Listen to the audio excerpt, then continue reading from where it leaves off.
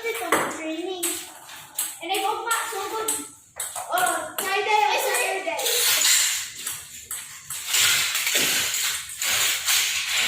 Hey, what up guys? I'm back at home and now I'm just kind of curling my bangs. So we were training for the tournament next week at Monday.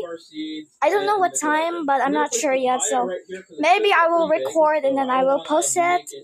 I said maybe, okay? So please like and subscribe. Bye! We were training and then we are cool.